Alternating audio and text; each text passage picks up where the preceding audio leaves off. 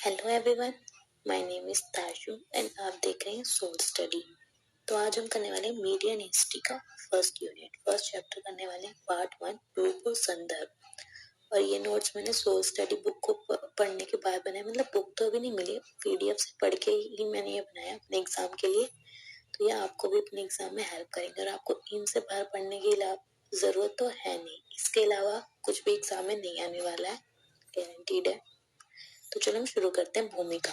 Print क्रांति, television युग या डिजिटल युग जैसे वाक्यांश ऐतिहासिक परिवर्तन के निर्धारक के रूप में प्रौद्योगिकी के महत्व को उजागर करते हैं। जैसे हमने वर्ड्स पढ़े हैं, टेलीविजन युग, डिजिटल युग, ऐसे जो वर्ड्स होते हैं ना हैवी हैवी से, उन्होंने पढ़े। तो ये भी बता रहे हैं कि इतिहास में पहले कैसे था, कैसे इन्होंने क्रांतियां की थी, किस तरह से चल रहे थे, मतलब कि किस तरह से मीडिया चल रहा था। तो उसके बारे में बताया गया इसमें पूरा कि प्रौद्योगिकी का कैसे महत्व है, कैसे परिवर्तन करा, कैसे इसने समाज में अपना योगदान दिया है। जुर्गेन हैबरमास ने बताया कि 19वीं सदी के पश्चिमी यूरोप में पत्रों, उपन्यासों और आलोचनात्मक चर्चाओं ने आधुनिक लोकतंत्र में व्यक्तिगत भागीदारी को कैसे सक्षम बनाया। जो पश्चिमी युग के जो पत्र थे, उपन्यास थे, उन्होंने आधुनिक लोकतंत्र में लोगों की भागीदारी को कैसे सक्षम बनाया। बेनेडिक्ट एंडरसन ने एक राष्ट्र के कल्पित समुदाय को बनाने में सहायक रूप में प्रिंट मीडिया के महत्व पर प्रकाश डाला है। बेनेडिक्ट एंडरसन ने ना मीडिया के महत्व पर प्रकाश डाला है कि उसने कैसे समुदायों को आगे लाया, उनका प्रतिनिधित्व किया समाज में। प्रिंट मीडिया और संचार प्रौद्योगिकी के विकास ने औपनिवेशिक साम्राज्यों के निर्माण और बाद में साम्राज्यवाद विरोधी राष्ट्रवादी भावनाओं के निर्माण में बहुत मदद करी। प्रिंट मीडिया ने क्या करा, जो साम्राज्यवाद विरोधी था, राष्ट्रवाद की भावनाओं को बढ़ाया, और जो अपने वैश्विक शासक थे उनके खिलाफ वो जो क्या क्या कुरीतियां कर रहे हैं, क्या क्या काम कर रहे हैं, उनको समाज के सामने लाया कि उनका क्या उद्देश्य है यहाँ आने का, वो सब बताया। और राष्ट्रवाद की भावनाओं को उन्होंने प्रेरित किया। प्रेस के उदय के बाद जनसंचार माध्यमों के उद्भव ने भारत के विचार पर जनमत को आकार देने में महत्वपूर्ण भूमिका निभाई, जिसका प्रारंभ सामाजिक सुधारों की मांगों से हुआ। मतलब सबसे पहले सामाजिक सुधारों की मांगे की गई, जो हमारे समाज में कुरीतियां, उनको भी दूर करने में प्रेस का बहुत बड़ा योगदान था। तो वो सब किया उन्होंने और लोगों को इकट्ठा करा, जनमत करा उन्होंने, सब लोगों को इकट्ठा करा, एक राष्ट्र का निर्माण किया। अब उसमें हम पढ़ते हैं मुद्रित माध्यम, जो है प्रिंट मीडिया, जो छपाई होती है ना, वो वाले माध्यमों के बारे में हम पढ़ेंगे, जिसमें समाचार पत्र वगैरह आते हैं। प्रिंट मीडिया की प्रमुख अग्रदूत श्रेणी में समाचार पत्र, पुस्तकें, पैम्पलेट शामिल है, जिन्हें पत्र कहा जाता है, पुस्तक, समाचार, ये सब आता है। 19वीं सदी के अंत और 17वीं शताब्दी के प्रारंभ में इन मुद्रित माध्यमों को विशेष रूप से समाचार पत्रों को प्रमुखता मिली। तो बताया 16वीं शताब्दी खत्म होने वाली थी और 17वीं शताब्दी शुरू होने वाली थी। इनके बीच में जो है ना समाचार पत्र सामने आए हमारे, और सूचना, विज्ञापन और गपशप के प्रसार के लिए इनका प्रयोग हुआ। तो प्रिंट मीडिया का जो प्रयोग था वो क्यों हुआ, सूचना देने के लिए, विज्ञापन करने के लिए, इन सब के लिए इनका प्रयोग हुआ था। उदाहरण के लिए ब्रिटेन में प्रिंटिंग प्रेस के विकास ने यह सुनिश्चित किया कि 20वीं शताब्दी से भारत के शासन से संबंधित मामलों पर शाही पत्रों में व्यापक रूप से चर्चा की जाती है।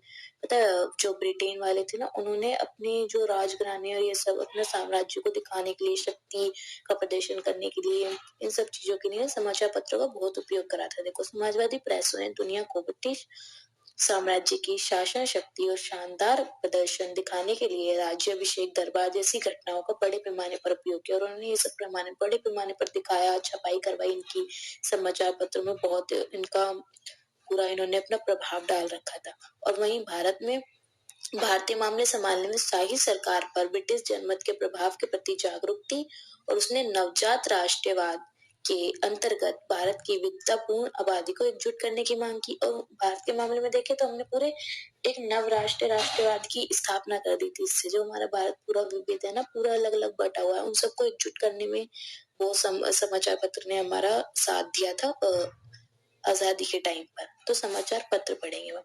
प्रिंटिंग प्रेस पुर्तगालियों के सौजन्य से संयोगवश भारत में आई, जिन्होंने 1556 में गोवा में पहला प्रिंटिंग प्रेस स्थापित किया। सबसे पहले गोवा में प्रिंटिंग प्रेस स्थापित हुआ था, पुर्तगालियों की वजह से ये आया था हमारे भारत में। और जो 17वीं शताब्दी तक तो 20 से अधिक प्रिंटिंग प्रेस पूरे भारत में हो चुके थे।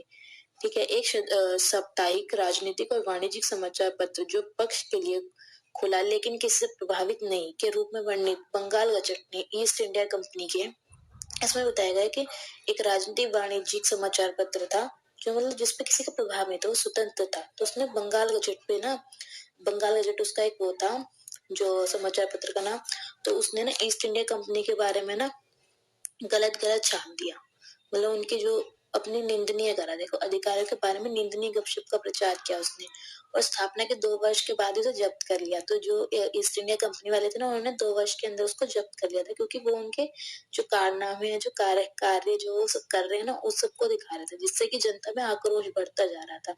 तो उन्होंने उसको जब्ती कर लिया। तो अंग्रेजों के अधीन प्रकाशित होने वाले समाचार पत्र अंग्रेजी में थे। देखो फिर क्या हुआ, तो अंग्रेजों ने ना थोड़ा थोड़ा ऐसे सेंसरशिप लगाना शुरू कर दिया उन सब पे, पत्रों पे। तो वो सारे अंग्रेजी में छपने लगे, और अंग्रेजी हमारे आती नहीं थी इधर, तो बट अंग्रेजी में छपने लगे। पर जो क्रांति हुई ना 1857 का सिपाही विद्रोह हुआ था जो, उसके बाद से ये हिंदी भाषा में भी आने लगी, मतलब जो इंडियन लैंग्वेजेस है जैसे मराठी, तमिल, मलयालम, इन सब में भी फिर वो प्रकाशित हुए। और नवजात नवजात भारतीय प्रिंट मीडिया ने 1850 के दशक में एक राष्ट्र की स्वतंत्रता के विचार के प्रचार में महत्वपूर्ण भूमिका निभाई। अधिकांश पत्र उदार अंग्रेजी या स्थानीय स्वतंत्रता सेनानियों ने शुरू किए। इन पत्रों को गांव और कस्बों में जोर से पढ़ा जाता था। दशक का मतलब होता है कि एक पूरा 10 वर्ष का, दशक मतलब 10 वर्ष, मतलब 1850 से 1860 के बीच में ये जो दशक है, इसके बीच में जो है ना बहुत ज्यादा स्वतंत्रता के विचार ने एक मतलब हर जगह प्रभाव बना रखा था, क्योंकि स्वतंत्रता संग्राम भी हुआ था और सिपाही विद्रोह हुआ था ना 1857 में, बहुत बड़ा ऐतिहासिक विद्रोह था। अभी भी मतलब कि अभी भी ऐसा उसको एक बहुत अच्छे टॉपिक के रूप में, इम्पोर्टेंट टॉपिक के रूप में पढ़ा जाता है। सिपाही विद्रोह के बाद बहुत सारी चीजें बदल गई थी, तो वही हुआ था इसमें।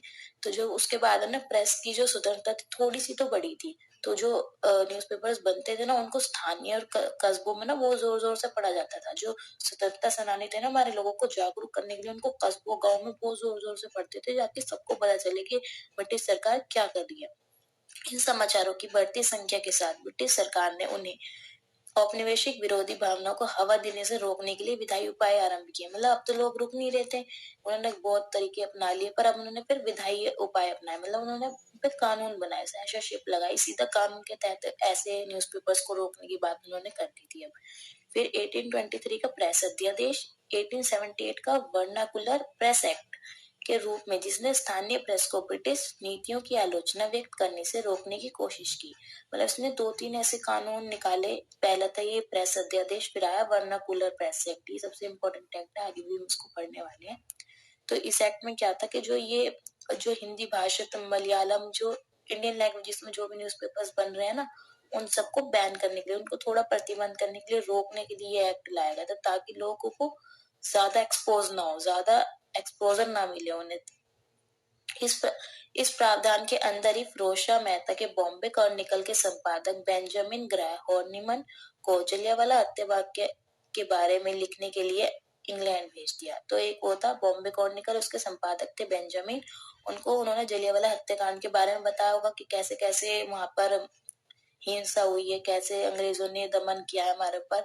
तो ऐसे लिखने के चक्कर में, इसी एक्ट के चक्कर में उनको इंग्लैंड ही भेज दिया, उनको निर्वासित कर दिया था भारत से।